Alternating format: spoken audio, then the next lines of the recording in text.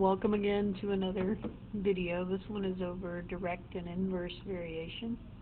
Our essential question is, how do we write the equations and use direct and inverse variation to solve problems? The first thing we're going to talk about is direct variation, and all three of these statements are equivalent to one another. The first thing that's true is that y varies directly with x. Another way you could say it is y is directly proportional to x. And the third way that you could say it is y is equal to k times x to the n for some non-zero constant k. N is any exponent. And these are, again, equivalent statements for direct variation. So we're going to start out.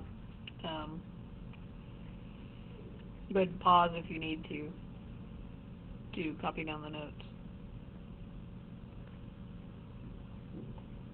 Okay, we're going to start out with this first example. It says the distance a ball rolls down an inclined plane is directly proportional to the square of the time that it rolls. During the first second, the ball rolls 8 feet. We want to do two things. We want to write an equation relating the distance to time traveled, and we also want to figure out how far the ball will roll during the first 3 seconds. Go ahead and pause to copy down this information. Okay, let's start with writing the equation. So the first thing we're going to do is we're going to let d be the distance that the ball rolls, and t is going to be the amount of time. So we're going to start out by plugging those into our little formula. The formula is y equals k times x to the n. So we're going to replace y with d, that's distance. And we're going to replace, we'll leave k in there, we're going to replace x with the letter t.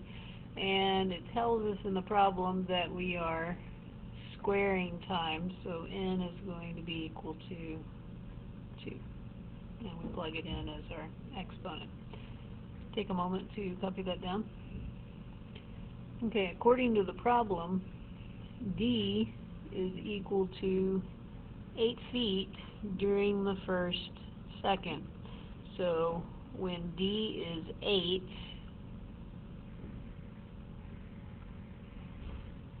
t was 1, and so when we plug those values into our little formula here, we can simplify this down and we can find out what k is equal to. 1 squared is 1.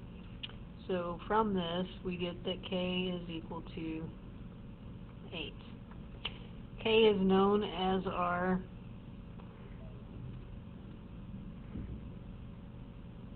proportionality constant. It is our direct variation constant, and so it's important to be able to know that. Once I have that number, I can now plug it back into d equals kt squared, and I will have my equation.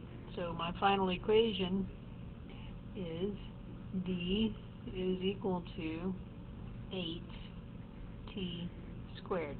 So part A is completed. We have found our equation relating distance to time. Now we're ready to move on to part B. Pause if you need to copy down the information. Okay, now for part B. We want to find how far the ball will roll during the first 3 seconds. So now we're going to take our equation that we just got for A, and we are going to substitute into that equation. So our equation with d equals 8t squared. According to the problem, we are looking for how far it's going to travel in the first 3 seconds. Well, 3 seconds is my time. So I'm going to take my equation that we just created, and I'm going to plug in 3 where the t was, and then I can evaluate for what d is equal to. 3 squared is 9.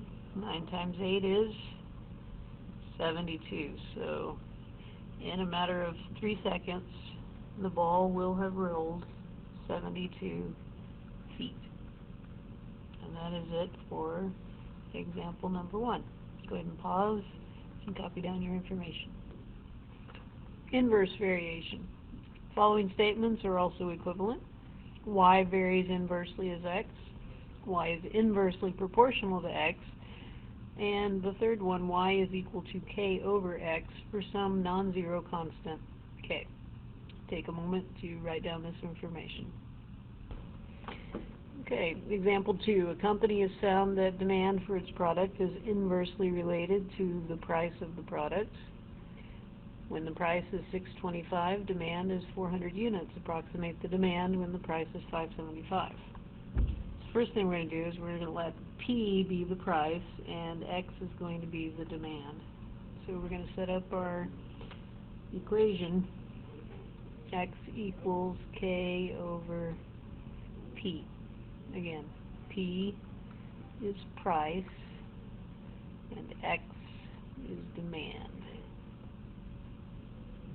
Now we are going to substitute in. It says when X is 400, P is 625. So we're going to substitute that in so that we get when the demand is 400, the price is 625. So we're substituting that in. That's going to allow us to solve for K. We cross multiply here. And the K is going to be 2,500. That is our inverse variation constant. Okay, take a moment, pause, write that down. Okay, so continuing the problem. So our equation of variation, or our equation relating price to demand,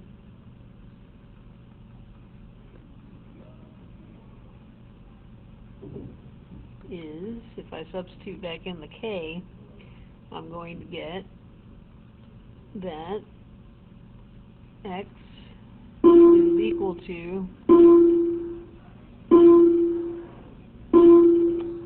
2,500 over P. So now that I know what my equation is, I can substitute in the other P. We have 2,500 over 575. We finish dividing, and X is equal to approximately 435 units. Pause and finish copying that in your notes, and we'll see you tomorrow. Bye-bye.